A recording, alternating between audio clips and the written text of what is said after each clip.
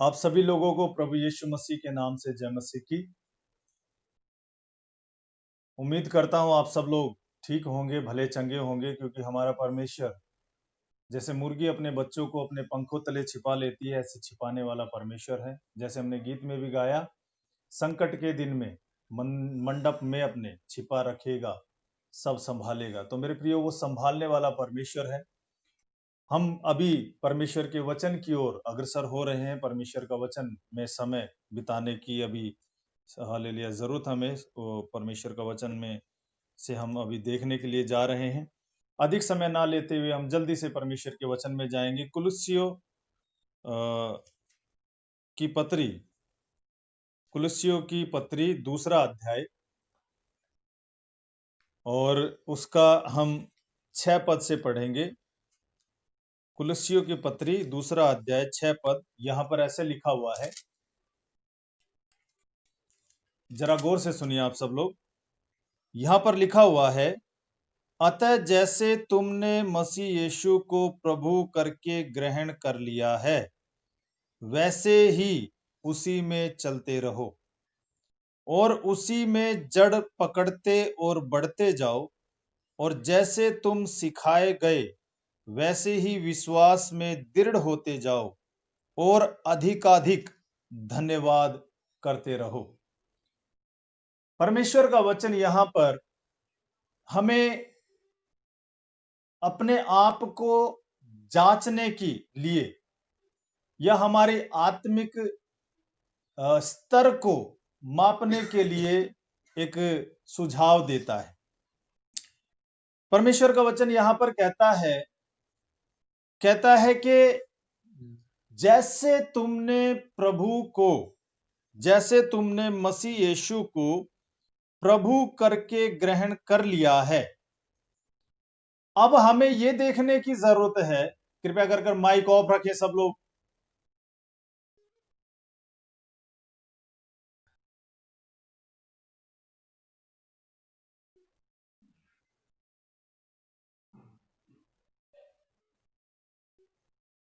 Mic off रखें।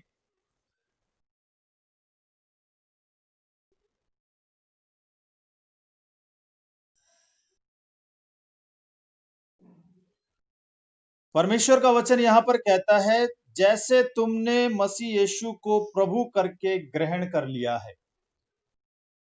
वैसे ही उसमें चलते रहो। मेरे प्रिय, ये बहुत महत्वपूर्ण है। परमेश्वर में बढ़ना प्रभु हमसे चाहते हैं। परमेश्वर चाहते हैं कि हम उसमें बढ़ें, और ना कि सिर्फ बढ़ें, परंतु बढ़ने के साथ साथ जब हम बढ़ जाएं तो फल भी लेकर आए, क्योंकि परमेश्वर का वचन कहता है, तुमने मुझे नहीं चुना, मैंने तुम्हें चुना है ताकि तुम जाकर फल लेकर आओ। तो परमेश्वर चाहते हैं कि फल लेकर आए, वो चाहते हैं कि हम फलवंत बने। पर यहां पर हमें देखने की जरूरत यह है कि हम बढ़ रहे हैं या नहीं, क्योंकि जब पौधा बढ़ता है तभी तो फल लेकर आता है। जब तक पौधा पौधा है, उसके अंदर पत्तों के अलावा और कुछ नहीं होता है। जब वो बढ़ेगा तब उसके अंदर फल आते हैं। अब परमेश्वर का वचन यहां पर कहता है कि तुमने कैसे प्रभु को ग्रहण किया है। कहता है जैसे तुमने मसीह यीशु को प्रभु करके ग्रहण किया है। तो कहता है कैसे किया है। अब हमें अपने आप को जांचने की जरूरत है। हमने प्रभु यीशु मसीह को कैसे ग्रहण किया है? क्या प्रभु जानकर ग्रहण किया है? देखिए, प्रभु शब्द अपने आप में एक अलग मायने रखता है, और चंगा करने वाला अपने शब्द जो है वो अपने आप में एक मायने रखता है। ठीक है। और एक अच्छी शिक्षा देने वाला शिक्षक, ये शब्द अपने आप में एक मायने रखता है, और इनका अलग अलग रूप है। अगर एक शिक्षक है तो हो सकता है अच्छे शब्दों का चयन करके एक बहुत अच्छे तरीके से आपको समझाने में निपुण होगा। वो सिर्फ एक अच्छी शिक्षा दे सकता है।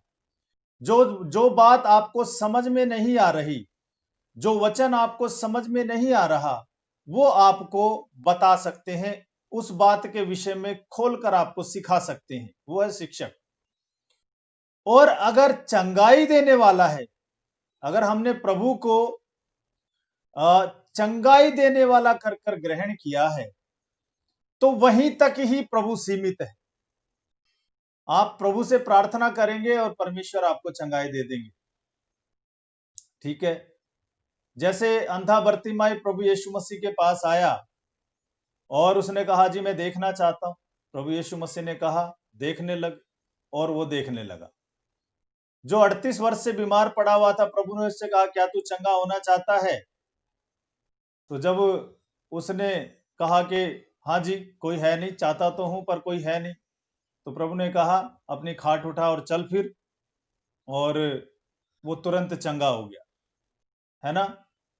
बहुत सारे चमत्कार प्रभु यीशु मसीह ने इसलिए किए क्योंकि प्रभु यीशु मसीह के पास आने वाले लोग उसको उसी मनसा के साथ उसके पास आए थे। जैसे वो 12 वर्ष से लहू बहने वाली स्त्री, उसने क्या मन में सोच रखा था? उसने सोचा था कि मैं अगर उसके आंचल को ही छू लूं तो मैं चंगी हो जाऊंगी, क्योंकि वो चंगा करने वाला है। अब वो चंगा करने वाला है तो मैं उसके आंचल को ही छू लूं तो चंगी हो जाऊंगी। तो जब प्रभु यीशु मसीह के वस्त्र को उसने छुआ तो वो चंगी हो गई, क्योंकि उसका मन में विश्वास ही यही था कि वो चंगा कर देगा। अब देखने वाली बात यह है कि जितनों ने प्रभु यीशु मसीह को शिक्षक के रूप में ग्रहण किया, वो अच्छा अच्छा ज्ञान लेकर लिया, उन्होंने अच्छी अच्छी नॉलेज जरूर ली उन्होंने, हो सकता है सांसारिक, हो सकता है स्वर्गीय और परमेश्वर के बारे में भी उन्होंने बहुत ज्ञान अर्जित किया होगा, पर वो वापस चले गए, सुना और वापस चले गए। और कुछ लोग ने यीशु मसीह को एक चंगाई देने वाले के रूप में ग्रहण किया, तो उन्होंने चंगाई प्राप्त की और चंगाई पाकर वो वापस चले गए। कितनों को चंगाई दी प्रभु ने? बहुतों को चंगाई दी। लाजर को भी तो जिलाया है, मरे हुए को जिला दिया है। तो क्या लाजर चेलों में गिनती होती है लाजर की? नहीं। सबसे बड़ा चमत्कार उसके जीवन में हुआ कि वो मरे हुए में से जी उठा है, प्रभु ने उसको जिला दिया, पर क्या वो चेलों में गिनती होती है उसकी? नहीं होती है। बस चंगाई हुई और वो वापस चला गया। पर यहां पर परमेश्वर कहता है कि तुमने क्या समझकर प्रभु को ग्रहण किया है, क्योंकि डिपेंड उसी पे ही करता है, निर्भर उसी पे ही करता है। हमारी आत्मिक बढ़ोतरी, हमारी प्रभु में बढ़ोतरी उसी बात पर निर्भर होती है कि हम प्रभु को क्या समझकर ग्रहण करते हैं। यहां पर लिखा हुआ है, अतः जैसे तुमने मसीह यीशु को प्रभु करके ग्रहण किया। यहां पर शिक्षक के रूप में नहीं, यहां पर चंगा करने वाले के रूप में नहीं, यहां पर लिखा हुआ है कि प्रभु करके ग्रहण करना है। और प्रभु कौन होता है? जो हमारी आत्माओं का प्रभु होता है उसको हम प्रभु कहते हैं। जो हमारा उद्धार करता होता है उसे हम प्रभु कहते हैं।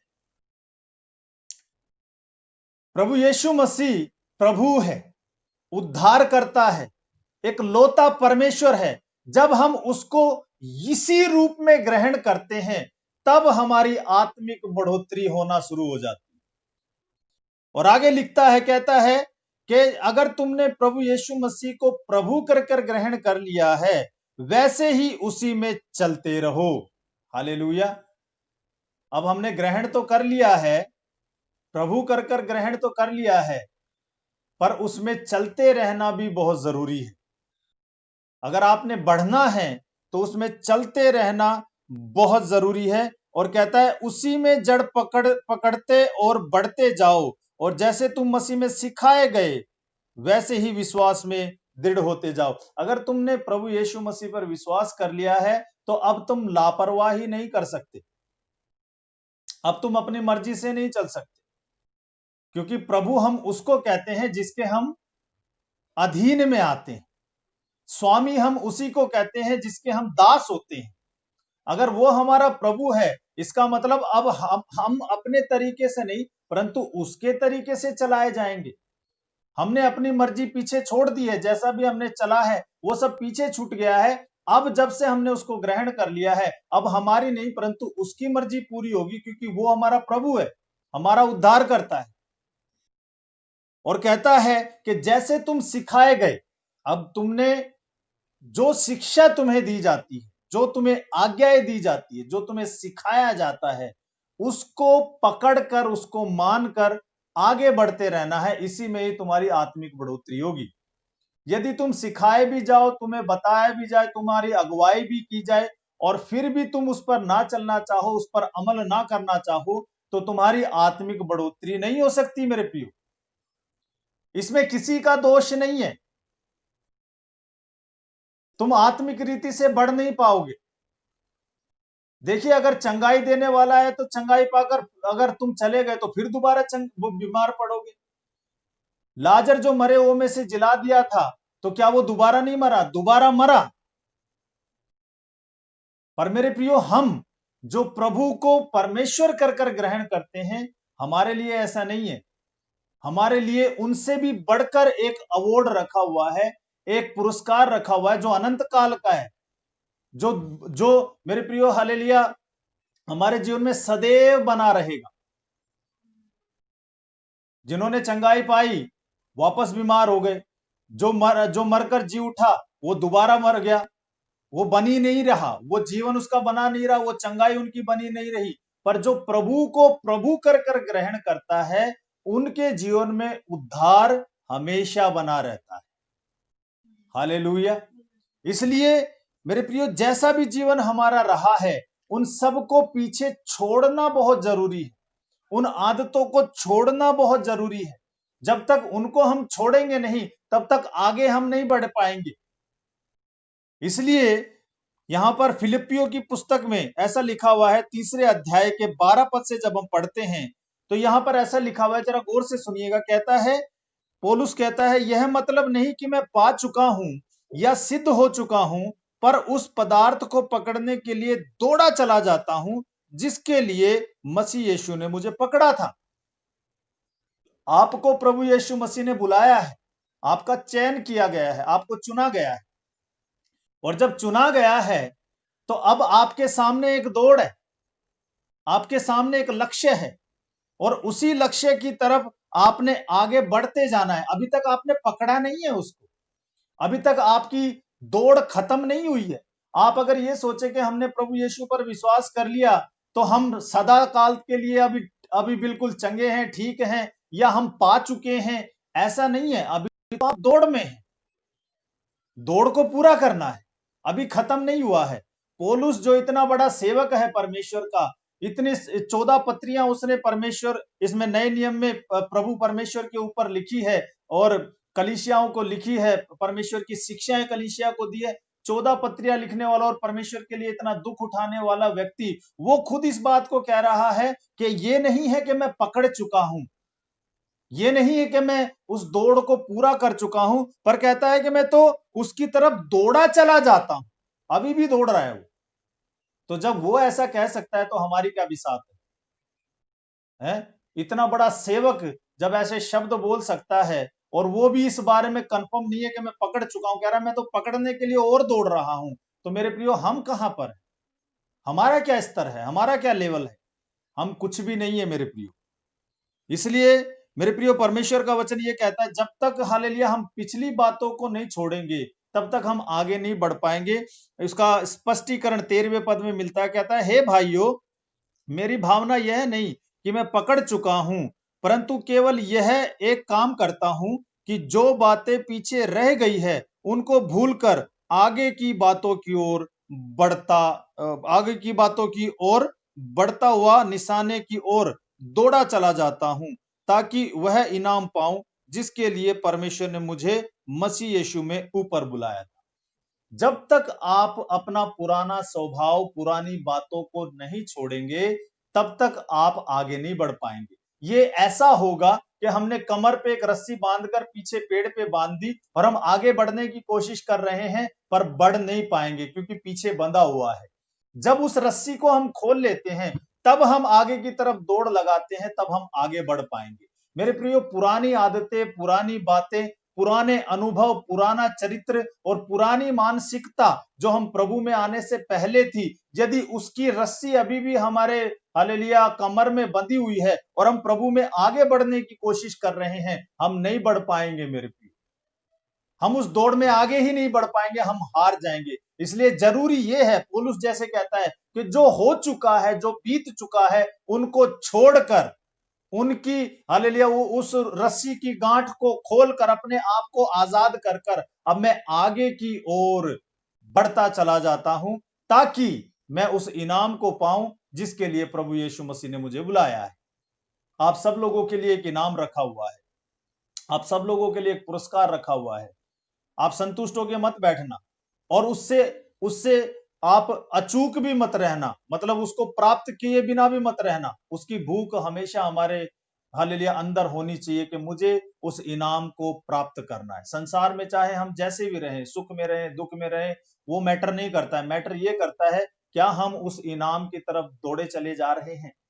जब उस इनाम की तरफ हम दौड़े चले जा रहे हैं मेरे प्रियो, तब ही हम उसको पकड़ पाएंगे, तब ही वो हमें मिल पाएगा, अन्यथा हम उससे चूक जाएंगे। हमारी आत्मिक बढ़ोतरी बहुत जरूरी है, हमें आगे बढ़ना बहुत जरूरी है। सो मेरे प्रियो, मैं इस वचन के द्वारा आपको यही कहने जा रहा हूं, यही कहना चाहता हूं कि पुराने अनुभव को त्याग दीजिए, पुरानी बातों को छोड़ दीजिए और आगे अपने आप को प्रभु के साथ, प्रभु जानकर, और कुछ नहीं, प्रभु जानकर। अगर प्रभु है तो वो आपके जीवन का मालिक है। अब आप मालिक नहीं है, वो मालिक है ना। अब वो आपको चलाएगा, उसकी आज्ञा आपके जीवन में पूरी होनी चाहिए और आप आगे की तरफ बढ़ते चले। जो हुक्म उससे प्राप्त होता है उसको सिर आंखों पर रखकर कहें, प्रभु मैं उसको करने के लिए तैयार हूं। जब आप ऐसा करेंगे तब आप उस निशान की ओर दौड़ते चले जाएंगे और उस पुरस्कार के हकदार होंगे। सो परमेश्वर आपको आशीष दे, परमेश्वर इस वचन के द्वारा आपको बहुत आयत की आशीष दे। प्रभु यीशु मसीह के नाम से आप सब लोगों को जय मसीह की। आइए हम अपनी आंखों को बंद करें और इस समय में हम प्रार्थना में जाए। Praise Lord, hallelujah. प्रभु यीशु मसीह, ये वचन परमेश्वर आपके लोगों ने सुना। परमेश्वर पिता, ये वचन के द्वारा प्रभु आप अपने लोगों को आशीष दे। प्रभु सच में परमेश्वर आपने हमें बुलाया है ताकि परमेश्वर पिता हालेलुया हम उस दौड़ को, परमेश्वर जो प्रभु जी हालेलुया परमेश्वर जिसके लिए एक पुरस्कार है, प्रभु जी उस दौड़ को जीते और उस पुरस्कार को प्राप्त करें। मेरे परमेश्वर, परमेश्वर ये दौड़ इस बात पर भी निर्भर करती है कि परमेश्वर पिता हमने आपको क्या समझकर ग्रहण किया है। प्रभु हमने आपको प्रभु कर कर ग्रहण किया है परमेश्वर पिता, और जब हमने प्रभु कर कर ग्रहण कर लिया तो परमेश्वर पिता हालेलुया प्रभु अब आप में हमें बढ़ने की भी जरूरत है, हमें उस दौड़ में भी आगे बढ़ने की जरूरत है परमेश्वर, ताकि उस इनाम को हम पा सके परमेश्वर पिता। धन्यवाद हो, सुनने वालों पर सब पर आशीष दे परमेश्वर पिता। धन्यवाद के साथ महिमा आदर हम आपको देते हैं प्रभु यीशु मसीह के नाम से। इस प्रार्थना को हम मांगते हैं, आमीन आमीन आमीन।